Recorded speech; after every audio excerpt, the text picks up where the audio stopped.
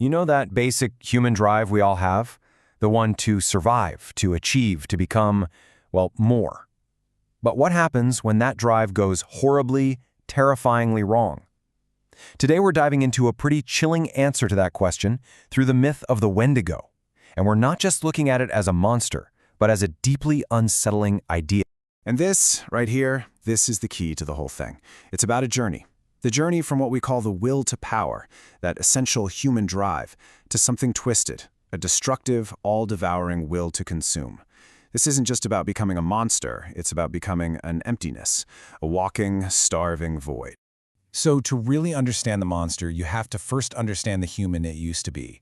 This is a story about a fundamental idea, an archetype, being twisted into its most terrifying form possible. Okay, so the Wendigo. It comes from the frozen north of Algonquian folklore. It's a spirit of winter, of famine, of desperation. But for our purposes today, it's a symbol of something so much bigger and honestly so much scarier. What happens when that very human desire for more ends up consuming everything, including the self? Every monster was something else first, right? And to get to the heart of the Wendigo, we have to start with the human drive that, when it gets corrupted, creates it in the first place. The will to power. I know, it sounds kind of intense, but it isn't inherently evil. Not at all. It's the ambition that builds cities, that creates art, that pushes us forward. It's that fundamental drive to simply be something more. It's a force for creation, but it's also the seed of destruction. Just look at this. It lays it all out, like two sides of a coin. On the left, you've got the healthy will to power, creation, ambition, a defined self. But look at the right. When that gets corrupted, every single positive gets inverted. Creation becomes destruction. Ambition becomes this mindless, gnawing hunger. And the self? It's just replaced by nothingness, an all-consuming void. So how does this happen? How do you get from one side to the other? Well, this isn't some slow, gradual decline. No. It's a single, catastrophic choice. A line gets crossed, and once you're over it, there is absolutely no going back. We're talking about a classic Faustian bargain, trading your humanity for power. But this isn't a deal you make for riches or knowledge. This is a bargain made at the absolute edge of survival, and it's so much more primal than that. In the depths of starvation, when all hope is lost, a choice is made to consume another human being. This isn't just about survival anymore. It's a spiritual transgression. It's an act that shatters the very definition of what it means to be human.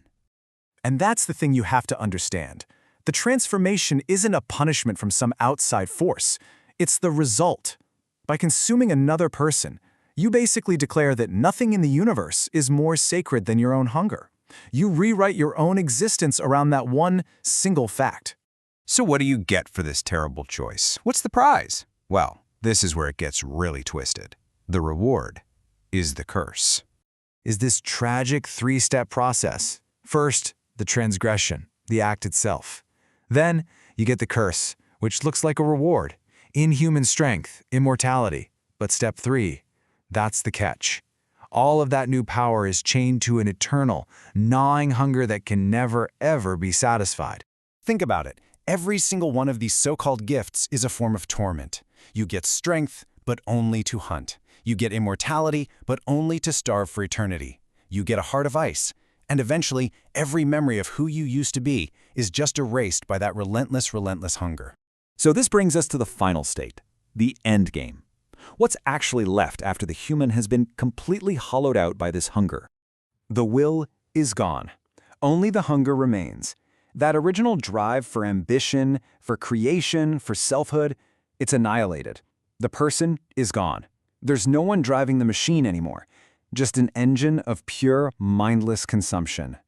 And that hunger is infinite. It's this perfect, vicious circle of damnation. The more the Wendigo eats, the larger it grows, and the greater its hunger becomes. The more it consumes, the emptier it gets. It's a total paradox. So this is what we call the will to consume. It's the dark reflection, the broken mirror of the will to power. The creature is no longer a self. It's not a who anymore. It's a what. It's a force of nature, an avatar of entropy.